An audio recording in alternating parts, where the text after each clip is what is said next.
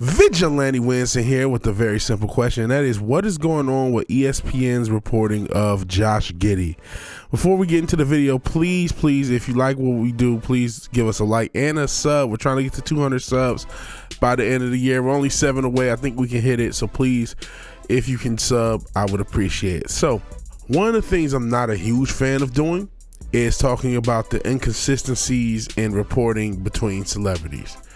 The fact is, whether people believe it, a lot of these celebrities are Masons. I know that's another can of worms for another video, but a lot of humiliation rituals do exist. So I don't like talking about, well, they reported this thing one way and that thing another. It must be quote unquote racial or whatever, because I don't know what brotherhood stuff is going on behind closed doors.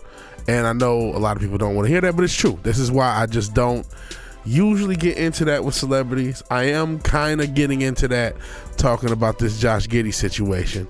For those who don't know, which I think most of the people who even know who Josh Giddey is at this point probably do, but just to have a quick reset, it's alleged that he had an inappropriate relationship with a 15-year-old and it went viral, and ESPN has had a lot less energy for Josh Giddey and the reporting on that situation than they have for other situations. People have brought up Kyrie Irving sharing a link and being called anti-Semitic. People have brought up Ime Udoka having a consensual relationship with a grown woman and being called everything other than a child of God. Again, I don't know what brotherhood situation they may or may not have going behind closed doors, so I don't really comment in that way, but it is interesting that they are so protective of Giddey. I will say this for another kind of remark against the quote-unquote racial thing. Miles Bridges, while he did get a pretty hefty punishment for what he did, his reporting, people didn't really report what happened with his situation that heavy either. He was not made public enemy number one. So, no one made that comparison in this situation. No one said, hey, how's Miles Bridges not getting reported like Ime Udoka? No one said that. So I do want to make that comment known as well. But it's interesting because, Malika Andrews, she looked so sad when she had to report it. It's like, is this for real? And then Stephen A. Smith saying we should shut the hell up about the Josh Giddey story. See, that's the thing that took me over the edge. It's like, who are you to tell us what to think, especially with your inconsistent reporting? The story is as much about how you inconsistently report things as it is what happened. Don't get me wrong. I am as upset and sick of as soon as there is an allegation, that means you're guilty, especially when it comes to a man and a woman interaction. So I don't want to do the, hey, because you were unfair in reporting to this guy, you have to be unfair in reporting to that guy. But you guys have to do something about how you report things. Like I said earlier, no one's made the comparison about how Miles Bridges got away with a lot as far as the reporting goes. Granted, again, he did get suspended by the league, but nobody said, oh man, how come you're not reporting this Miles Bridges situation like you did Ime Udoka? So there are people, quote unquote brothers, who do get passes from time to time. A lot of people may have thought the Clutch Sports empire is why Miles Bridges got a pass. I'm not sure if Josh Giddey at the time of recording is represented by Clutch Sports. Maybe there's a similar thing going on and people are looking at the racial thing. I couldn't tell you, but there's a lot of things to unpack with the whole Josh Giddey situation. Like I said, the reporting being one of them, how upset Malika looked, how defiant Stephen A. is, when ESPN is the ones who set the standard for guilty until proven innocent. ESPN, who's the one who set the standard for sensationalized reporting of certain stories. This comes with it. The internet never forgets, you know what I mean?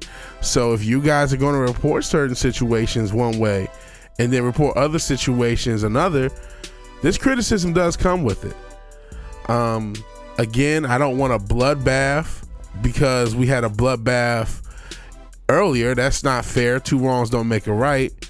But you can report, hey, if what is alleged is true, you can have that caveat and say, hey, if what is alleged is true, it doesn't look good for him. You can still talk about it. You can still have it a feature story and all the things that you're reporting, and just say, hey, you know what, the investigation is still ongoing, and if what we're talking about is true, it doesn't look good for Josh Giddey. I don't see why having that be something you report, or being that being the lens that things get reported through, is so hard for ESPN. Granted, I don't watch ESPN on a regular basis. I'm getting all this filtered through the internet. I gave up on ESPN's reporting a long time ago. I know it's not going to be consistent. I know it's not going to be good. I know it's not going to be favorable to anybody. I know there's an agenda again. There's a brotherhood agenda behind everything. I understand these things. So I'm not looking for them to be the arbiters of fairness and equality. But I do think it's inconsistent on how they reported things. I still, didn't really do my due diligence, I'll admit, into looking in whether or not Josh Giddey is guilty. So I don't really want to talk either way to that. I just think it's interesting how they report things for certain people and not for others. I understand why people make a racial jump, because it's an understandable thing to make. But then again, I don't know. Maybe that's a part of the agenda too. This is why I don't trust these things. This is why I don't really get into that circular race talk, because I know there's another layer behind what we see. I hope it isn't true for Josh Giddey's sake and just for the sake of humanity. I want to make a video on my main channel about the whole idea of dating young girls. Shout out to Richard, who was in the chat of one of my gaming streams on my main channel, and he was talking about, he's a younger dude, he's like 18, I believe, and he was talking about being in high school competing with grown men for high schoolers. I think that's a interesting concept. I remember being in high school having the same sort of situation, and I thought maybe that in and of itself will be its own video, so check out for that on the other channel. But what do you guys think about the Josh Giddey situation and how it's reported and how it's been reported relative to other stories? Do you guys think there's something racial going on? Do you guys think there's something else going on? Do you guys think it's being reported fairly? Is it a case where maybe this is being reported fairly and just those other situations weren't? Maybe there were other things at play. We know Kyrie is somebody the media just hates. He's a guy who speaks his own mind. And so if you talk about the Kyrie situation, there was some baggage there. Ime Udoka, I couldn't tell you. Same with Deshaun Watson. It's like, intersectional feminists told us, these guys were demon. One for having a consensual relationship, another for dealing with ladies of the night, and we had to just act stupid and say they were demons because ESPN told us to. So, I didn't appreciate the reporting of either of those stories, especially Ime. Even though, I get why Boston, the Celtics, they can't have players and coaches dealing with staffers, because of the said climate of a man and a woman interacting sexually in this day and age in a public forum. They don't want a quid pro quo or this for that lawsuit, sexual harassment suit to pop off. So I understand them firing Ime, but I don't understand why he was made to be public enemy number one by ESPN. There was just no excuse for that. It was a grown man with a grown woman. This case is different.